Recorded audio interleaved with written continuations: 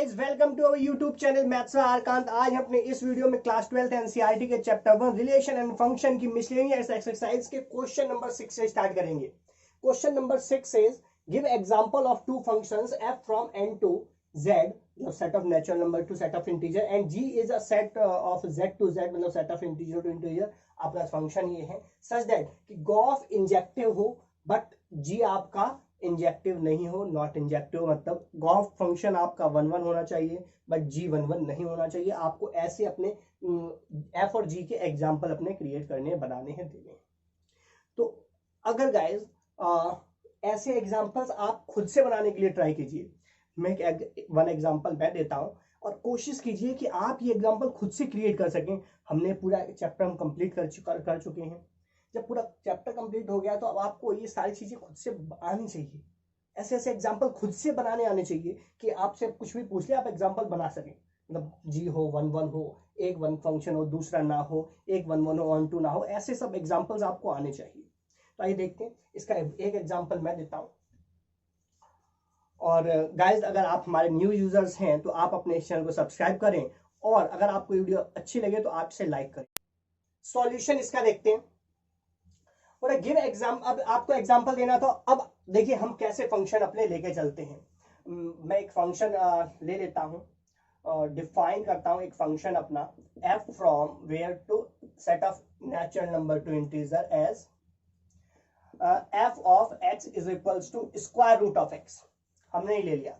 अब f और g 1 1 हो ना हो हमें कोई फर्क नहीं पड़ता, बट हमारी कंडीशन होनी चाहिए गॉफ वो इंजेक्टिव, मतलब गॉफ आपका 1 1 हो, जी आपका 1 1 ना हो, एफ हो ना हो, हमें कोई फर्क नहीं पड़ता है। तो गाइस ये आपका 1 1 भी नहीं है और 2 भी नहीं है। अब देखते हैं एक फंक्शन जी डिफाइन करते हैं। G define a function g from set of integer to integer as g of x is equals to ले लेते हैं से एक्स स्क्वायर। ये फंक्शन क्या, हमें बस ये देखना है कि जी इंजेक्टिव ना हो, जी पर तो फोकस करेंगे, वो 1 1 होना नहीं चाहिए। एफ आपका हो भी जाएगा कोई दिक्कत नहीं, बट जी तो नहीं होना चाहिए। तो हमने एक स्क्वायर फंक्शन ले लिया। इंटीजर टू इंटीजर आपके पास सेट है, ये भी ध्यान रखना सेट का, क्योंकि अब इस पे एक ही 2 पॉइंट से सेम में आ सकती है, ऐसा फंक्शन हमने ले लिया तो ये 1 1 तो नहीं होगा। अभी देखिए ये तो आपका ये भी 1 1 नहीं है, ये भी 1 1 नहीं। Clearly g is not 1 1। हमें सिर्फ जी की बात करनी है, एफ की तो बात ही नहीं करनी। जी इज नॉट इंजेक्टिव एज, क्यों, रीजन है कि g ऑफ 1 लिखने से भी आपको 1 मिलेगा और g में -1 लिखने से भी आपको 1 ही मिलेगा। तो इसका मतलब सेम डिस्टिंक्ट पॉइंट से सेम इमेज आ रही है, तो g 1 1 तो नहीं है। बट हम अपना अब गॉफ डिफाइन करके देखते हैं। देखिए नाउ वी डिफाइन गॉफ।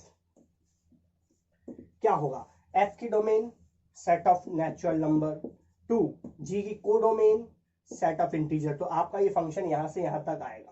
अब इसको हम बनाते हैं, क्या बनेगा, दिस इज डिफाइंड एज, क्या आएगा, g of f of x गॉफ। अगर मैं इसमें x लिखता हूं तो क्या आएगा आपके पास, देखते हैं। पहले ये आप देखिए g of f of x ये बनेगा आपका, ये आपका आ गया g of f of x। अब इसमें f ऑफ x आपके पास ये क्या आया, g f x क्या है आपके पास, ये रहा अंडर रूट x। यहां आप ये पुट कर दीजिए g अंडर रूट x, मतलब g ऑफ x हो गया ये। अब आपका gx आपने क्या डिफाइन किया, एक्स स्क्वायर, तो ये आ जाएगा under root x whole square और दिस इज x। तो ये सिंगल x आ गया, मतलब गॉफ में अब x पुट कर रहे हैं, x आ रहा, मतलब ये क्या बन रहा है आपका आइडेंटिटी फंक्शन बन गया। Every identity function is bijective, bijective होते हैं तो इसका मतलब ये आपका 1 1 हो गया। दिस गॉफ ये आपके पास क्या आ गया, ऑल ऑफ एक्स। अगर हम बात करें तो ये आइडेंटिटी फंक्शन ही बन गया। सो क्लियरली देयरफॉर जो गॉफ आपका बन गया वो आइडेंटिटी फंक्शन बन गया फॉर ऑल एक्स। तो इसका मतलब आइडेंटिटी फंक्शन क्या बाइजेक्टिव होते हैं, तो ये गॉफ आपका क्या है, बाइजेक्टिव है। क्लियरली गॉफ इज बाइजेक्टिव, ये तो आपका बाइजेक्टिव ही हो गया। अगर बाइजेक्टिव है सो 1 1 तो है ही। So this implies gof is injective, gof आपका इंजेक्टिव हो जाएगा। इंजेक्टिव वही 1 1 कहते हैं। तो इस तरह से आप अपने आप से एग्जांपल क्रिएट कीजिए। और भी आप अनदर एग्जांपल, एक एग्जांपल आप मुझे कमेंट बॉक्स में कमेंट करके दीजिए जो इससे डिफरेंट हो।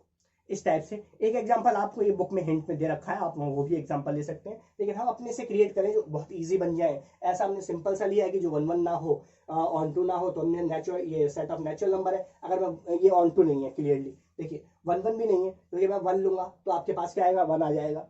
2 लूंगा तो अंडर रूट 2 आएगा, वो आपके इस इंटीजर में बिलोंग नहीं करेगा, मतलब फिर 2 की कोई भी इमेज आपको नहीं मिल रही है। फिर इसका मतलब क्या है कि सारे एलिमेंट डोमेन के मैप करेंगे नहीं जेड में, तो इसका मतलब ये 1 1 ही नहीं है। ऑन टू की बात नहीं, हर एलिमेंट के इंटीजर के आपको प्री इमेज भी नहीं मिलेगी, तो ये ऑन टू भी नहीं है। ये आपका 1 1 नहीं है, क्यों, क्योंकि ये डिस्टिंक्ट पॉइंट से डिस्टिंक्ट इमेज दे रहा है। तो इस तरह से हमें ये डिफाइन करना था। गॉफ आपका क्या हो गया, 1 1 हो गया। आइए देखते हैं next question number 7। Give example of two functions f from n to n and g from n to n such that gof is on to but f is not on to। आपको ऐसा example f और g का बनाना होगा कि जो f आपका on to ना हो बट गॉफ आपका ऑन टू हो। आइए देखते हैं, एक एग्जांपल मैं आपको देता हूं। डिफाइन कर लेते हैं अपना एक function f from n to n as f of x लिखने से आपको x स्क्वायर मिल जाए, मतलब f ऑफ x स्क्वायर आपने एक फंक्शन ले लिया। तो देखिए क्या ये ऑन टू है। अगर हम बात करें ऑन टू की तो देख लेते हैं।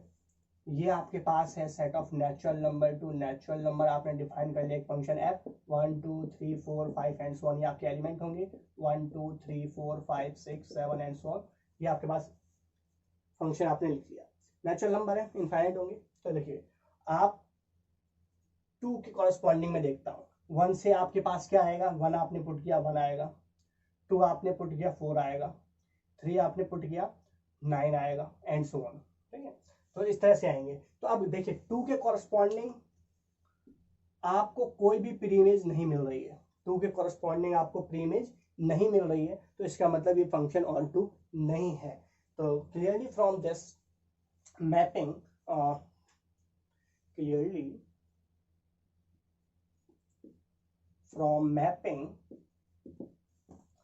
f is not on to, यही मैं बता रहा है कि f आपका ऑन टू ना हो, तो ये ऑन टू तो नहीं है। क्लियर है, 2 के कॉरेस्पॉन्डिंग आपको कोई प्री इमेज नहीं मिल रही है, तो ये फंक्शन ऑन टू नहीं है। और भी अनदर मिल जाए हमने तो एक एग्जांपल मिल जाएगा, तो फॉल्स के लिए एक एग्जांपल एनफ होता है। अभी देखिए हम डिफाइन करते हैं अपना g। Define a function g from set of natural to natural as g of x। इसको हम ले लेते हैं स्क्वायर रूट ऑफ x। हम ऐसा लेते हैं जिससे आइडेंटिटी बन जाए, सिंपल आप बता दें डायरेक्ट, कुछ और आपको करना ही ना पड़े, बिल्कुल सिंपल सा। ये देखिए इससे और सिंपल तो एग्जांपल नहीं हो सकता, सबसे सिंपल एग्जांपल मैंने यहाँ क्रिएट किया आपके लिए। g ऑफ x आपने ये ले लिया। अब हम बात करते हैं, इसे तो हमें कुछ g के बारे में हमें कुछ नहीं बताना कि 1 1 है, ऑन टू है, क्या है क्या नहीं, हमें इसके बारे में कुछ नहीं बताना। अब हम बात करनी है गॉफ की। नाउ अब हम बात करते हैं गॉफ अपना डिफाइन करते हैं। गॉफ नेचुरल टू नेचुरल ही आएगा, क्योंकि f की डोमेन नेचुरल, g की को डोमेन में नेचुरल, तो ये फंक्शन ये बनेगा। इसे हम डिफाइन करते हैं कैसे, g ऑफ f। इसमें f लिखने से क्या आता है देखते हैं। ये नेचुरल नंबर ले लिया, डोमेन का एलिमेंट ऑफ के। अब ये आएगा आपका g of f of x, ये आएगा g ऑफ f x, आपने क्या लिया x स्क्वायर। अब g ऑफ x ये आपके पास क्या अंडर रूट x, तो ये आ जाएगा आपका अंडर रूट x स्क्वायर। ठीक है, अब x आपका क्या है, नेचुरल नंबर है, पॉजिटिव है, तो स्क्वायर रूट से क्या आएगा, सिंगल x बाहर आएगा। अगर यहाँ पर सेट आपका इंटीजर होता देन प्लस माइनस आता, बट ये तो आपका नेचुरल नंबर है डोमेन, तो इसका मतलब ये आपका पॉजिटिव आएगा, नेगेटिव नहीं आएगा। तो इसका मतलब ये क्या बन गया, आइडेंटिटी फंक्शन बन गया, simple. So it means identity of x। So therefore जो गॉफ आपका आ रहा है आइडेंटिटी फंक्शन आ रहा है। आइडेंटिटी हमने सिंपल सा डिफाइन कर लिया, every identity function is bijective. Bijective होता है तो ऑन टू हो गया। So since every identity function is bijective, so therefore ये आपका जो गॉफ है is Gauff is bijective. So bijective क्या होता है, जो 1 1 और ऑन टू दोनों, so gof is onto. Clearly ये फंक्शन ऑन टू है। और अगर देखेंगे भी तो आपका क्या x बन रहा है, हर एलिमेंट के कॉरेस्पॉन्डिंग अगर हम इसमें डिफाइन करेंगे ऑफ आइडेंटिटी फंक्शन, तो 1 लिखने से 1, 2 लिखने से 2, 3 से 3, 4 से 4, 5 से 5 एंड सो ऑन, सारे मैपिंग आपकी मिल रही है। 1 to 1 कॉरेस्पॉन्डेंस है इनके बीच में, natural number to natural number, तो ये आपके पास क्या होगा, 1 1 भी होगा और ऑन टू भी होगा। तो इस ये हमारा 1 1 गया। अगर आपसे एग्जाम्पल ऐसा पूछ ले कि ऐसा बनाइए कि 1 1 बन जाए, जो हमने पीछे कर चुके हैं, सेम इस तरह से आप इजी से इजी एग्जाम्पल बना सकते हैं। ये बहुत ही सिंपल एग्जाम्पल है। एक एग्जाम्पल 6 और 7 क्वेश्चन का आप कमेंट बॉक्स में कमेंट करके देंगे। तो इस तरह से आप अपने एग्जाम्पल क्रिएट करेंगे और सोचेंगे। इसके लिए ये करना मतलब आपको अपने से सोचने की आदत डालनी पड़ेगी, खुद से आप थिंक कर सको कि आप ऐसे एग्जाम्पल क्रिएट करो अपने माइंड से। तो वो सबसे ज़्यादा बेस्ट और बेटर होता है कि आप अपने आइडिया निकालें। तो इस तरह से आप ये क्वेश्चन करेंगे। देखते हैं next question number 8, give an non empty set, consider power set of x which is set of all subsets of x. Define the relation R in power set of x as follows. ये relation आपके पास define है कुछ इस type से। Relation जो आपके पास है वो ये है, all such pairs of sets, इसमें वो सारे पेयर्स आएंगे, वो सारे रिलेशन आएंगे such that के जिसमें A सबसेट हो B का। ये आपके पास रिलेशन, मतलब A रिलेटेड टू B कैसे रिलेटेड होंगे, जब ये इसका सबसेट हो तो इससे रिलेट करेगा। यही सारे इस रिलेशन में आएंगे। अब बताना आपको, is R is equivalence relation और power set of X. Power set of X क्या होता है? Set of all subsets of X. Justify your answer, अपने आंसर को जस्टिफाई कीजिए। तो गाइस ये बहुत ही सिंपल सा क्वेश्चन है। आइए देखते हैं इसका सॉल्यूशन। क्या आपके पास रिलेशन मिल गया आपको, ये रिलेशन आपको गिवन है। तो अब हमें बात करनी है इक्विवेलेंस की। उसके लिए हमें बात करेंगे हमारा रिलेशन रिफ्लेक्सिव हो, सिमेट्रिक हो, ट्रांजिटिव हो, तीनों होना चाहिए। देखते हैं क्या क्या है ये रिलेशन आपको गिवन है। तो अब आपको बात करनी है इक्विवेलेंस रिलेशन की। उसके लिए आपको बात करनी पड़ेगी कि आर आपका रिफ्लेक्सिव हो, सिमेट्रिक हो, ट्रांजिटिव हो। चेक करते हैं क्या क्या है। जो होगा तीनों सेटिस्फाई हो गए तो इक्विवेलेंस होगा, अदरवाइज नहीं। तो देखते हैं। सबसे फर्स्ट हम बात कर लेते हैं रिफ्लेक्सिव की। रिफ्लेक्सिव की बात करें तो आप देखिए, every set is subset of itself since every set is subset of itself. सभी सेट खुद के तो सबसेट होते हैं। इसका मतलब so therefore A is subset of A for all a in power set of x. So this implies, ये आपका सबसेट हो गया। सो दिस इंप्लाइज कि ए रिलेटेड टू ए से रिलेट कर जाएगा, क्योंकि ये सबसेट है तो ये से रिलेट करेगा। तो इसका मतलब क्या है, ये इस रिलेशन में बिलोंग कर जाएगा। अगर ए खुद से रिलेट कर रहा है so therefore relation R is reflexive, तो ये हो जाएगा।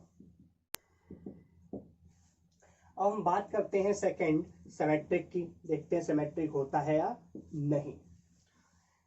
अगर हम देखें ए रिलेटेड टू बी, हमें लेट करके चलना होता है और फिर शो करेंगे B related to A subset of B हो जाएगा। बट ऐसा एग्जांपल हम ले सकते हैं कि ए सबसेट ऑफ बी हो जाए बट बी सबसेट ए ना हो। तो देखिए आप ले लीजिए एक सेट ए से सिंगलटन 1 ले लेते हैं एंड बी 1 और 2। तो देखिए clearly A is subset of B but B is not subset of A. B A का सबसेट नहीं होगा।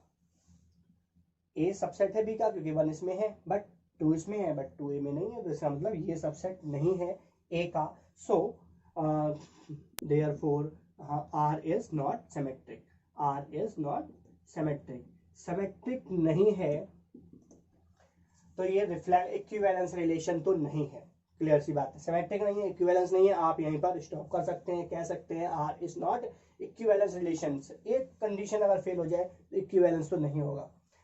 अलग अलग इसने पूछा नहीं, इक्विवेलेंस पूछा है। So R is not an equivalence relation. Equivalence relation तो ये नहीं है। आपका काम यहां हो गया on a set this power set of X में। ये हो गया आपका काम। अब अगर आपको जस्टिफाई करना है ट्रांजिटिविटी तो आइए देख लेते हैं, वो भी आपको बता दें। ट्रांजिटिव के बारे में बात करते हैं, ट्रांजिटिव होगा या नहीं। तो देखिए इसके लिए हम लेट कर चलते हैं। A is related to B and B is related to सी।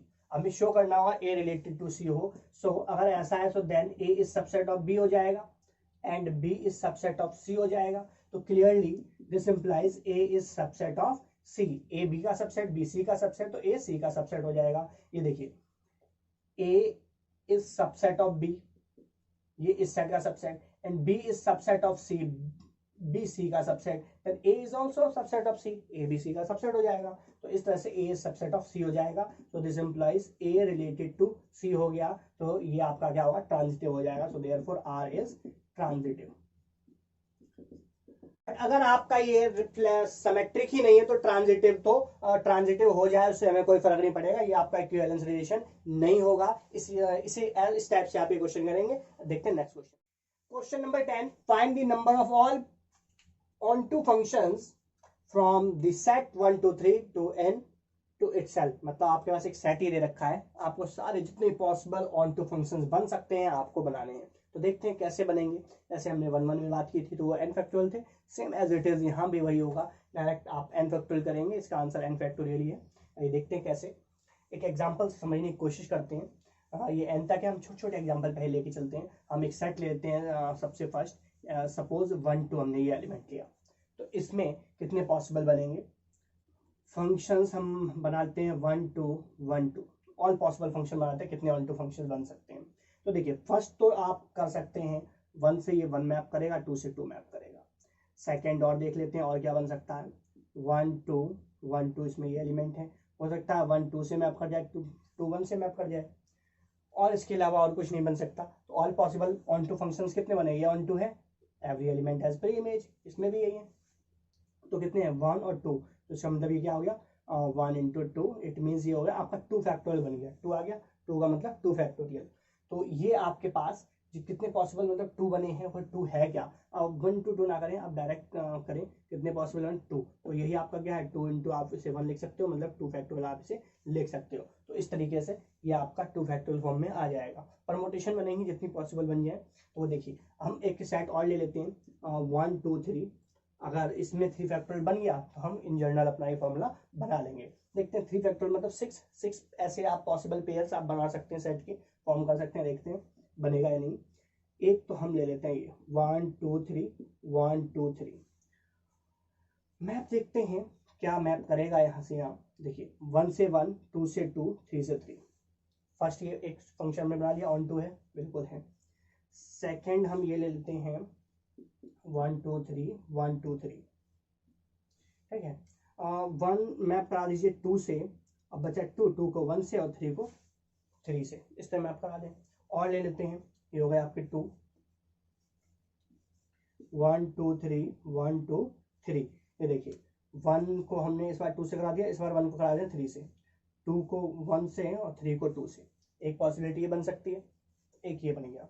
और देखते हैं 1 2 3 1 2 3, 1 को 2 से हो चुका है, 2 को 1 से, 2 को 3 से, 2 को 3 से और 3 को 1 से, एक ये पॉसिबिलिटी बन गई। ये हो गया आपका कितने हो गए 4। और पॉसिबल देखते हैं और क्या बन सकता है 1 2 3 1 2 3। ये देखिए मैप इस बार करते हैं, 3 को 1 हो ही गया है, 3 को 1 को कर देते, 1 को रहने देते हैं 1 2 3 2 3 2 3 और 3 2, अभी नहीं हुआ है। ये लीजिए 2 को 3 से और 3 को 2 से मैप कर दीजिए, ये पॉसिबिलिटी अभी नहीं बनी है, एक भी ये देख लीजिए आप, नहीं बनी है। तो एक हमने ये पॉसिबिलिटी बना दी, तो कितने हुए 5। और देखते हैं 1 2 3 1 2 3, एक हम 2 से 2 1 से 1 इसमें बना चुके, तो एक बचा है आपका 3 से 3 भी हम बना चुके हैं।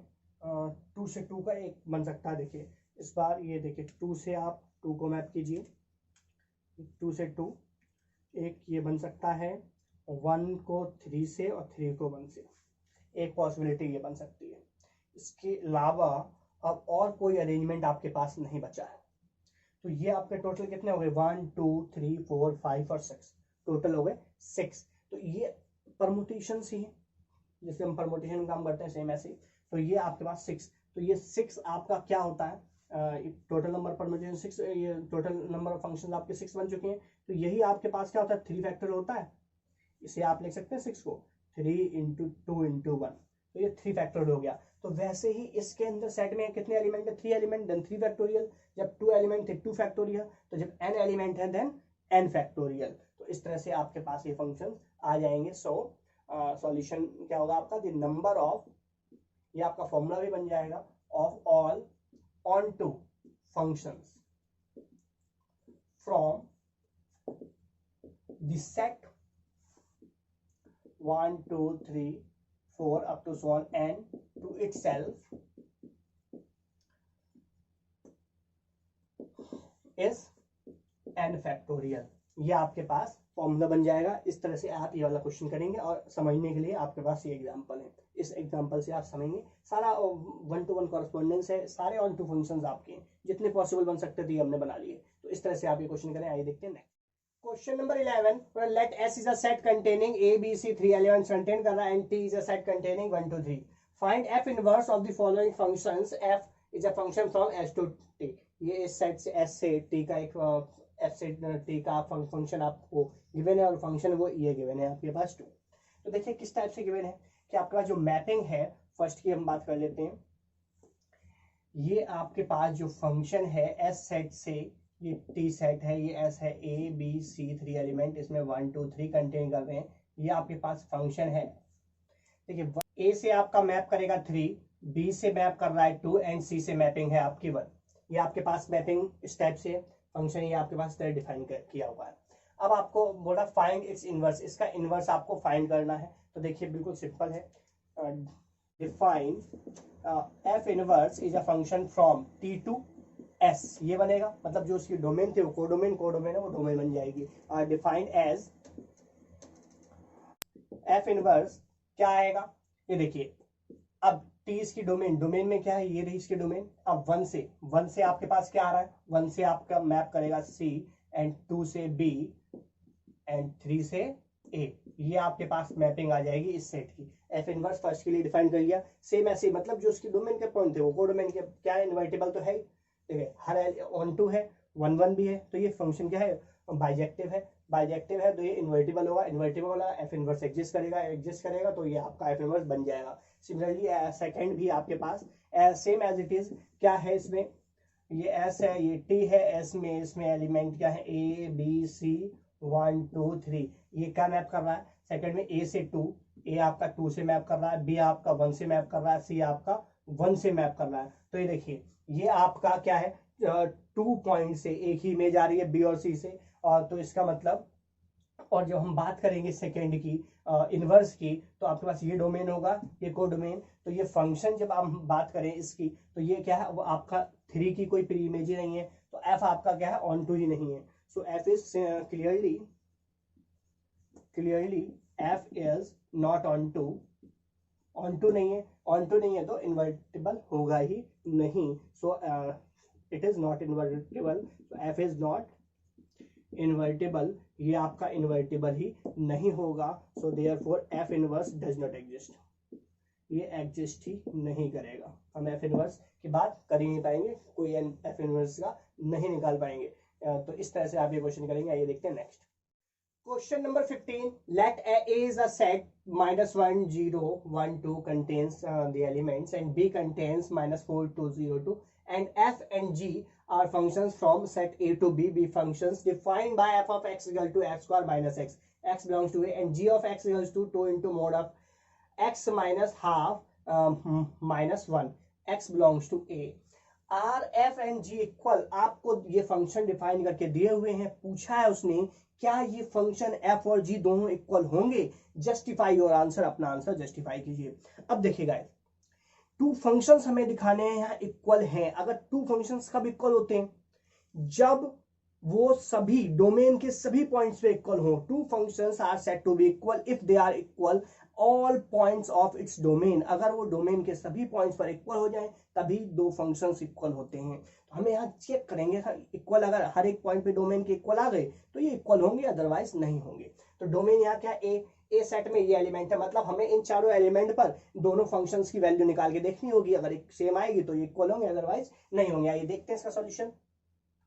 तो आपके पास फंक्शन ये रहा, एफ ऑफ एक्स ये गिवन है और जी एक्स ये गिवन है। हम निकालते हैं इसकी वैल्यू एफ एट किस पर गिवन, आप यहाँ पे लिख लेंगे क्वेश्चन में जब आप सॉल्व करेंगे। मैं यहाँ डायरेक्ट वैल्यू निकाल दिखाता हूँ आपको। एफ ऑफ ये -1 हम पुट करेंगे, तो minus one square minus of minus one, इसे सिंप्लीफाई कर लीजिए, ये आ जाएगा आपके पास one, minus minus plus one, this is to.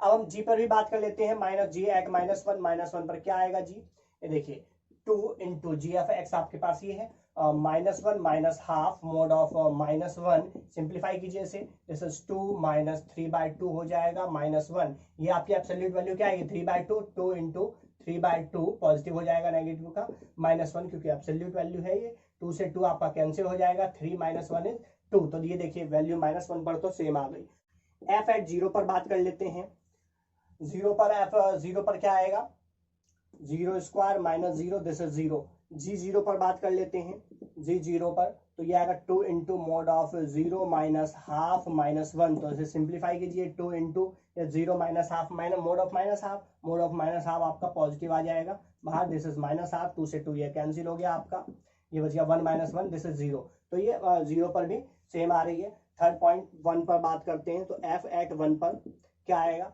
One square minus one, this is one minus one, this is zero.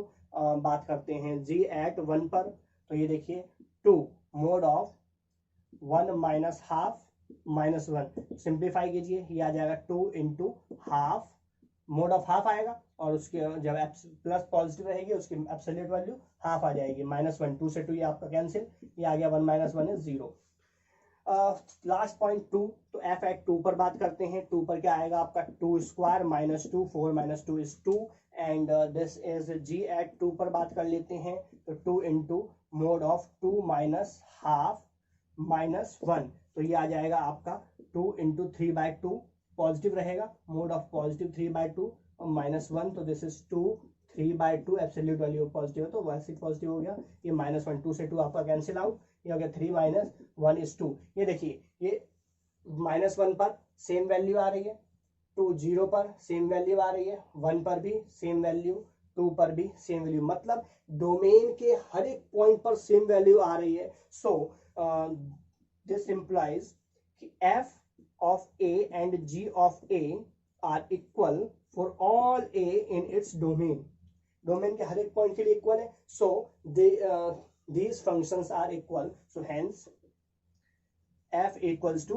g, f और g आपके इक्वल हो जाएंगे। इस तरह से आप ये क्वेश्चन सॉल्व करेंगे। देखते हैं next question number 16, let A is a set containing element 1 2 3, then number of relations containing 1 2 and 1 3 which are reflexive symmetric but not transitive is, आपके पास ये ऑप्शन है 1 होंगे 2 होंगे 3 होंगे या 4 होंगे। तो देखते हैं क्या बनेगा आपके पास। तो सबसे हम स्मॉलेस्ट रिलेशन अपना सबसे फर्स्ट बनाते हैं, so the smallest relation containing elements 1 2 and 1 3, इसको कंटेन करते हुए हम एक रिलेशन अपना बनाते हैं। सबसे स्मॉलेस्ट ही कितना बनेगा, क्या बनेगा, उसके बाद देखते हैं और आगे बनेंगे या नहीं।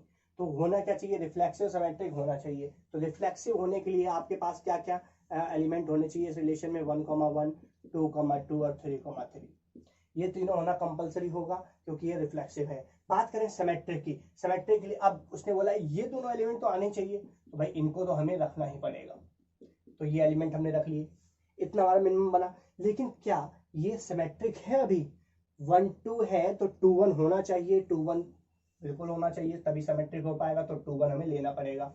1 3 है तो फिर हमें 3 1 भी लेना पड़ेगा क्योंकि सिमेट्रिक है।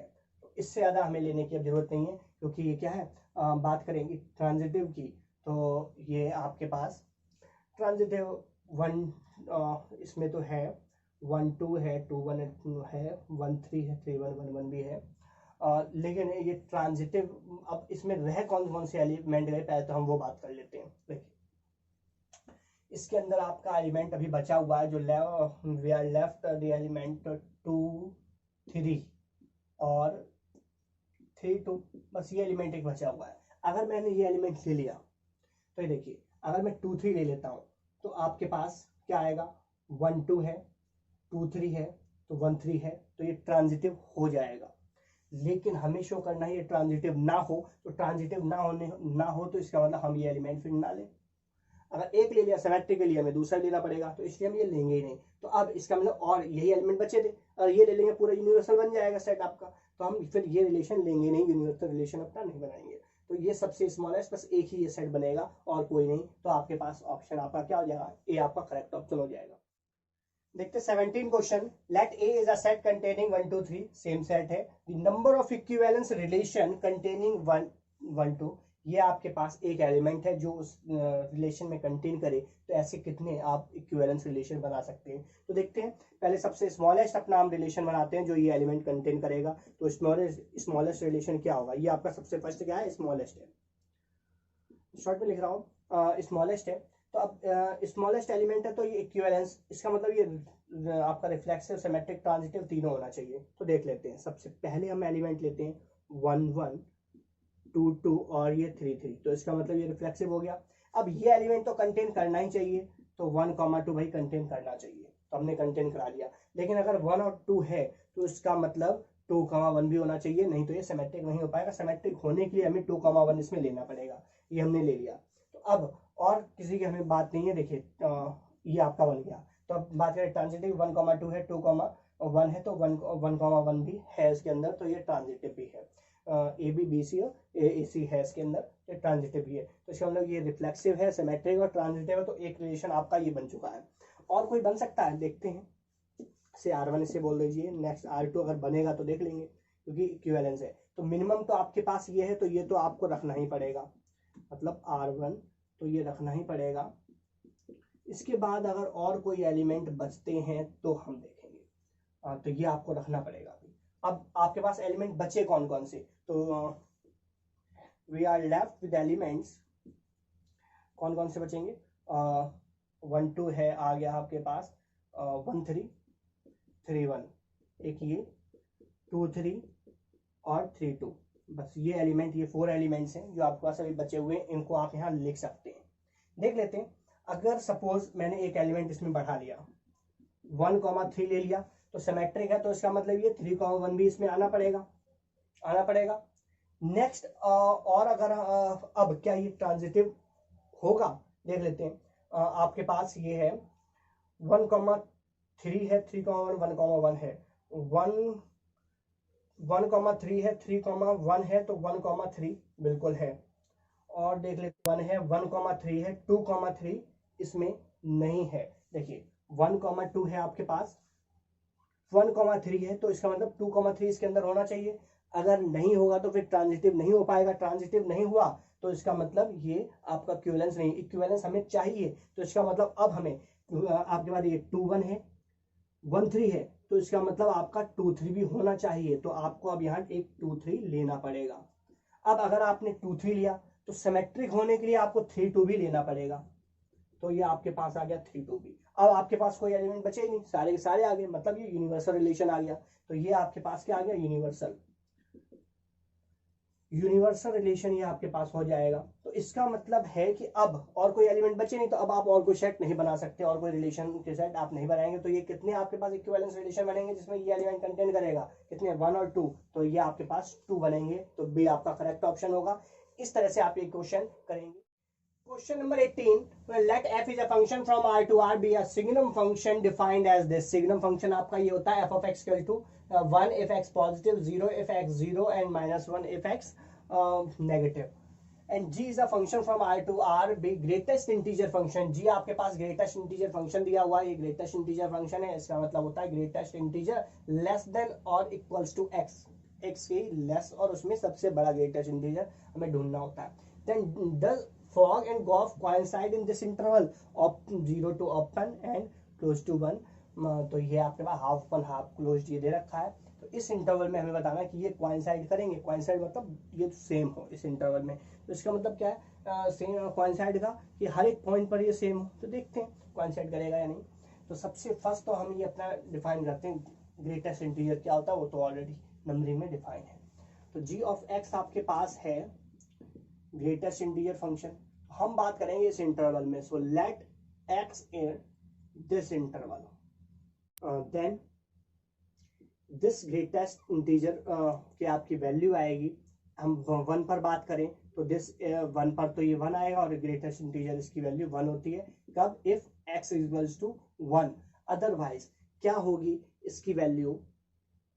अदरवाइज जो ये है क्या होगा? ग्रेटेस्ट इंटीजर ये आपका 0 हो जाएगा इफ x क्या हो? लाई करे, बिलोंग करे 0 से ओपन 1 में, मतलब ग्रेटर देन 0। और ये अब देखिए कैसे, ये आपके पास है 1, ठीक है, 1 2 0 एंड सो ऑन, -1 -2। अब हमें बात करनी होती है कि 1 ये रहा आपका, हमने बात की 1 पर। अगर मैं 1 पर देखूं तो लेस देन, आपने इस नंबर से लेस देन सारे इंटीजर्स ले लिया और उसमें सबसे बड़ा इंटीजर तो 1 ही है, तो आपका 1 आ गया इसका वैल्यू। लेकिन हम बात करेंगे अगर 1 से लेस, इस बार हमारे पास 1 नहीं है, 1 से ओपन है, 1 नहीं है हमारे पास, 1 इस बार हमारे पास 1 नहीं है, तो इसका मतलब 1 से है आपका ओपन, तो हम 1 तो ले नहीं सकते। तो 1 से लेस देन की जब हम बात करेंगे तो उसमें सारे लेस देन, उसमें सबसे बड़ा इंटीजर क्या आ गया आपका? 0 आ गया, तो ये आएगा आपका 0 जब इसके अंदर लाई करेगा। अब हम बात करते हैं भाई फॉग और गॉफ की। तो पहले हमें अपना ये बना लेते हैं इस x पॉइंट पर। तो देखिए फॉग एट x पर ये क्या आएगा? f of g of x। तो ये आपका आएगा f of g of x, क्या है? ग्रेटेस्ट इंटीजर फंक्शन है। अब ये आपके पास 1 और इस इंटरवल में डिफाइन है, तो ऐसे ही हम डिफाइन कर पाएंगे। ये देखिए अगर हम बात करें इफ x इक्वल्स टू 1 हो जाए, अगर x 1 होगा तो ये आपके पास क्या आएगा? ये आ जाएगा आपके पास f ऑफ 1। और अगर x 1 हो गया और इफ x आपका कहाँ बिलोंग कर गया? इस इंटरवल, तो इसके लिए आप इस इंटरवल में ये आपका हो जाएगा f एट 0। जब हम इस इंटरवल में बात करेंगे, इस इंटरवल में आपके पास ग्रेटेस्ट इंटीजर फंक्शन क्या बनेगा? 0। और इसमें ये आपके पास बन रहा है 1, तो ये आएगा f ऑफ 1। और f ऑफ 1 पर इसकी वैल्यू क्या आ रही है? f की एट 1 पर पॉजिटिव है, तो ये आएगा 1। ये 0 पर f एट 0 पर 0 पर f क्या आ रहा है आपका? 0। तो ये आपका फंक्शन बन गया। मतलब अगर x 1 होगा देन आपके पास फॉग की वैल्यू आ रही है 1। अगर इस इंटरवल में अपर इंटरवल में बिलोंग करेगा तो फॉग की वैल्यू होगी 0। अब हम बात करते हैं और अगर सिंपल लिखना चाहिए तो ऐसे लिख लीजिए 1 और 0 इफ x इक्वल्स टू 1 और if x belongs to upper interval this, ठीक है। तो ये आपका फॉग हो गया। अब हम बात करते हैं गॉफ की। गॉफ एट x पर निकालते हैं, क्या आएगा? तो ये आ गया g of f of x, ये आ गया g। f ऑफ x है क्या आपका?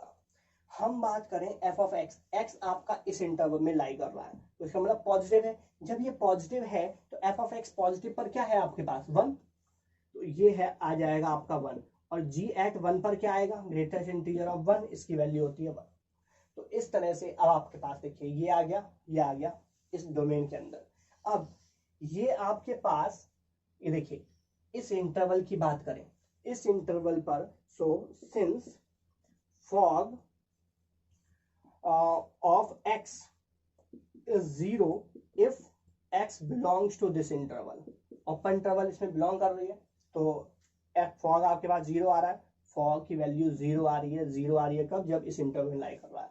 बट गॉफ की वैल्यू एट x पर कब क्या आ रही है? 1 आ रही है इफ x आपका बिलोंग कर रहा है इस इंटरवल में। जब आपने ये x तो हमारा यही है, फॉर ऑल आप पॉजिटिव है, हर जगह पॉजिटिव पर हमने लेके चल रहे हैं, तो इसका मतलब ये आपका पॉजिटिव ही है।